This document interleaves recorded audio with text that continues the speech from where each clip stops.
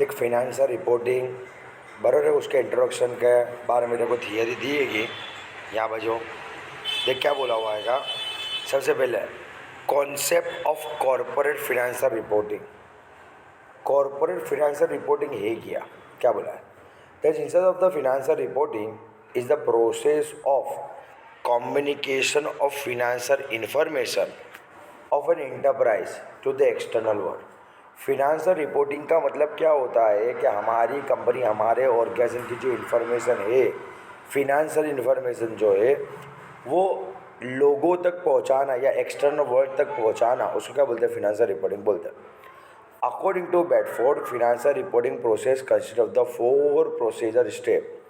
पर बेडफोर्ड के हिसाब से फिनेंशियल रिपोर्टिंग प्रोसेस जो है उसके 4 स्टेप है।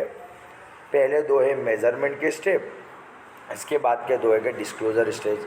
तो मेजरमेंट के स्टेज के अंदर सबसे पहले क्या आएगा, परसेप्शन आएगा बराबर, और सेकंड नंबर पे आएगा प्रिसीव। उसी तरीके से डिस्क्लोजर स्टेप के अंदर जाएगा analysis of the perceived activities आएगा, और लास्ट में क्या आएगा, कम्युनिकेशन आएगा, communication of the analysis to user, मतलब कि जो इन्फॉर्मेशन वगैरह है वो लोगों तक पहुंचाना। बड़े 4 उसके क्या है स्टेज है। पहले नंबर पे आएगा prescriptions, perceive, analysis of perceive and communication of the analysis the user of the accounting product. अभी कॉन्सेप्चुअल फ्रेमवर्क क्या है फिनेंशियल रिपोर्टिंग का, बराबर। The financial reporting concern with the furnishing information that is useful in the business and economy decision making. Financial reporting का main मकसद क्या है, तो भाई इन्फॉर्मेशन देना जो किसी और बिजनेस के डिसीजन के लिए और इकोनॉमी के डिसीजन के लिए इम्पोर्टेंट होगा, बराबर। This drive the need of the conceptual framework which form the foundation and theoretical basis for determining which event should be accounted for and how they should be measured and interpreted and how they should be communicated to the user at a large। इसके लिए हमारे क्या करना पड़ा, उसका एक conceptual framework बनाना पड़ा, बड़े, जिसके कारण कॉन्सेप्चुअल फ्रेमवर्क में क्या होगा, उसके कुछ रूल्स एंड रेगुलेशंस वगैरह हो गए, जिसके कारण हम लोग क्या कर सके, बरोबर इससे जो भी इन्फॉर्मेशन है वो लोगों तक पहुंचा सके। A conceptual framework is a statement of the generally accepted theoretical principal.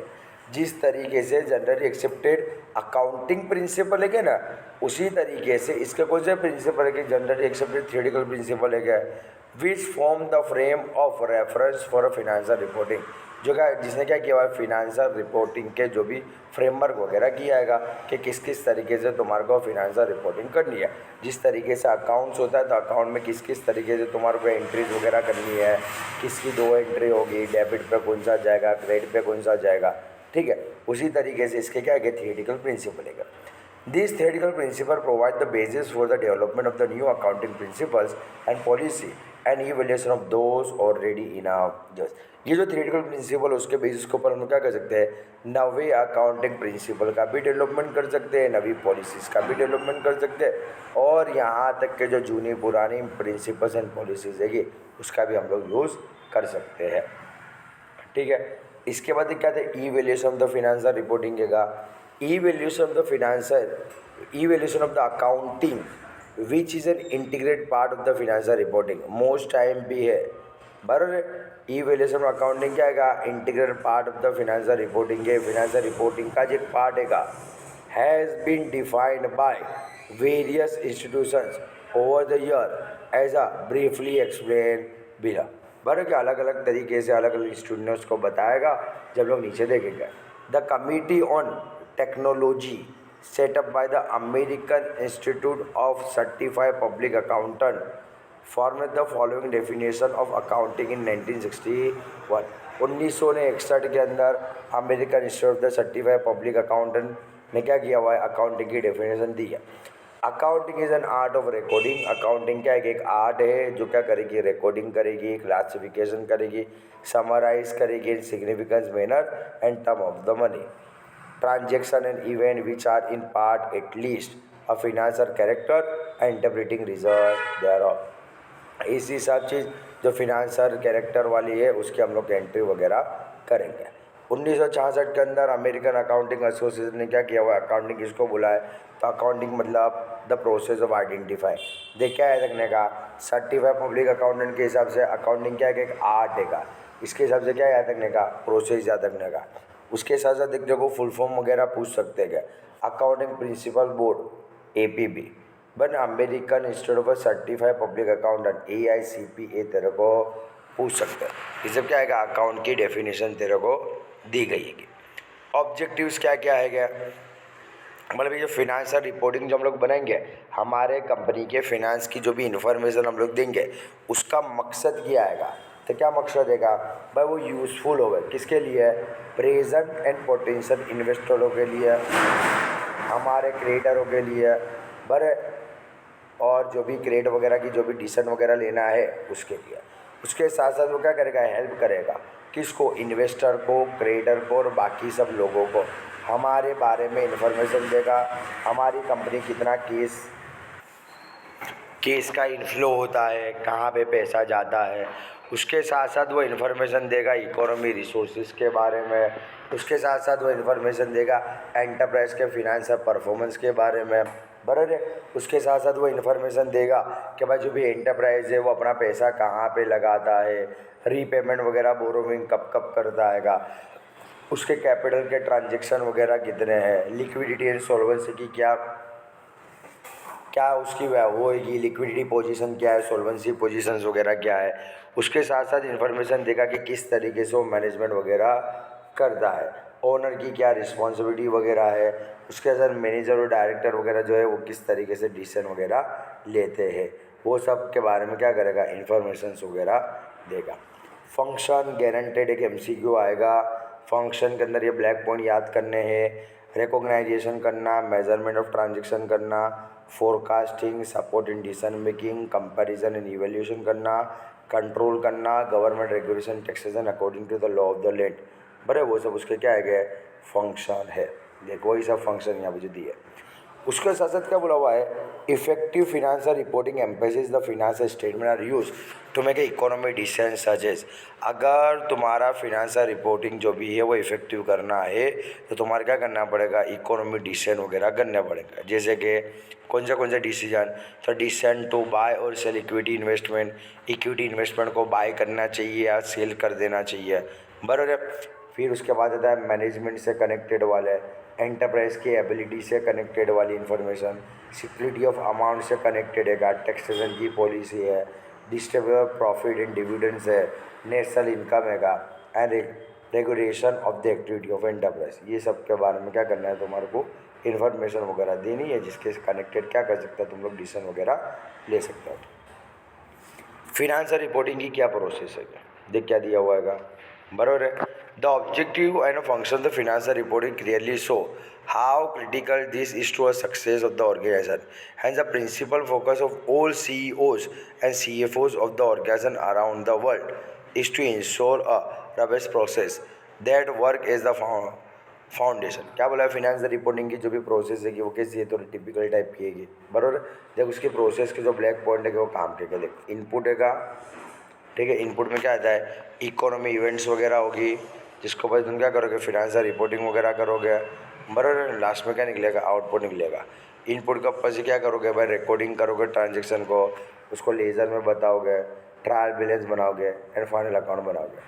ये सब के ऊपर से तुम क्या करोगे, फिनेंशियल रिपोर्टिंग वगैरह तुम तैयार करोगे, बराबर। आउटपुट तुम्हारे को मिलेगा।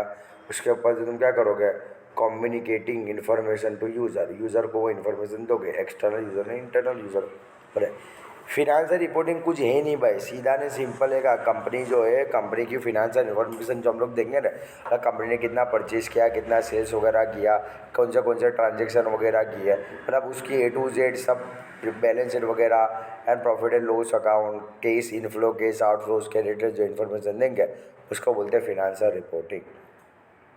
देखिए भी ब्लैक पॉइंट याद रखियो, इसमें भी एक MCQ आने के फुल चांसेस है, नहीं थिएटर पॉइंट के ऊपर से भी कैसा है, IMP का।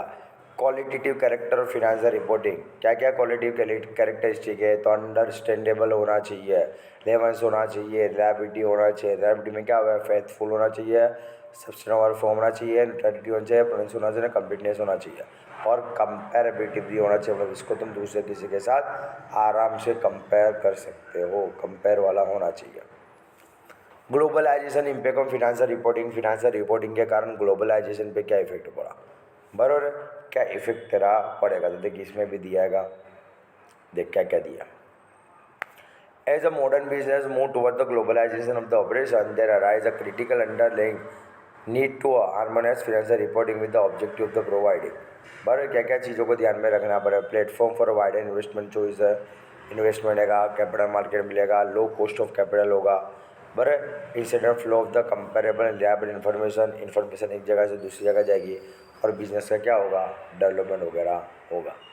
उसके साथ साथ क्या बोला, global initiative in financial reporting process, देख क्या बोला हुआ है, with the objective the standardise conceptual framework the international accounting standard board, बराबर इसका भी फुल फॉर्म पूछ सकते हैं, IASB, देन बराबर अब क्या हो गया, IASC हो गया, produce a document in July 1989 call a framework for the preparation and presentation of financial statement, पर कि जो IASB है उसने जुलाई 1989 के अंदर पूरी की पूरी फिनेंशियल रिपोर्टिंग की जो भी फ्रेमवर्क वगैरह बताया, किस तरीके से फिनेंशियल स्टेटमेंट वगैरह प्रिपेयर करना चाहिए, किस तरीके से प्रेजेंटेशन करना चाहिए। The framework in effect is the conceptual platform, a foundation on which the basic trend of the financial reporting around the world are based and has determined how financial statements are prepared and the information these are supposed to contain। कौन सी information वगैरह उसके अंदर रखनी चाहिए और किस तरीके से प्रिपेयर करना चाहिए। तो फ्रेमवर्क जो भी है वो डील किसके साथ करेगी, फिनेंशियल स्टेटमेंट का क्या ऑब्जेक्टिव है, उसके क्या क्वालिटेटिव कैरेक्टरिस्टिक है, क्या उसके डेफिनेशंस वगैरह है, मेजरमेंट्स वगैरह क्या क्या है, बराबर, और कैपिटल मेंटेनेंस के क्या कॉन्सेप्ट, ठीक है। The framework is concern with general purpose, बराबर है, याद रखियो किसके लिए का, जनरल पर्पस के लिए। Financial statement that is the conventional set of the financial statement but can be applied to other type of account. उसके साथ साथ देख क्या बोला हुआ है, statement of the financial position, company की क्या फिनेंशियल पोजीशन है, बराबर है। उसके साथ साथ कंप्रीहेंसिव इनकम क्या है कि कंपनी की फिनेंशियल स्टेटमेंट में कितना चेंजेस हुआ, मतलब कि स्टेटमेंट ऑफ केस फ्लो ने notes, other statement and explanatory material, बड़े फिनेंशियल पोजीशन मतलब बैलेंस शीट बताएंगे, कॉम्प्रिहेंसिव इनकम मतलब प्रॉफिट एंड लॉस वगैरह बताएंगे, फिनेंशियल पोजीशन में क्या चेंजेस वगैरह हुआ मतलब cash flow, case inflow, case outflow के बारे में बताएंगे, और क्या करेंगे, नोट वगैरह लिखेंगे, अदर स्टेटमेंट एक्सप्लेनरी मटेरियल के बारे में इंफॉर्मेशन वगैरह देंगे, बराबर। ये तुम्हारा फिनेंशियल रिपोर्टिंग का इंट्रोडक्शन था, बराबर। इंट्रोडक्शन में से आराम से तुम्हारे थियोरेटिकल पॉइंट तुम्हारे कवर होंगे, बराबर। एक दो टॉपिक तो आराम से इसके अंदर थियोरेटिकल निकलेंगे, और साथ में इंटरनल के लिए है तो इंटरनल के लिए तुम्हारे MCQ भी निकलेंगे इसके अंदर से, आराम से 5 to 7 MCQ निकलने के फुल चांसेस है।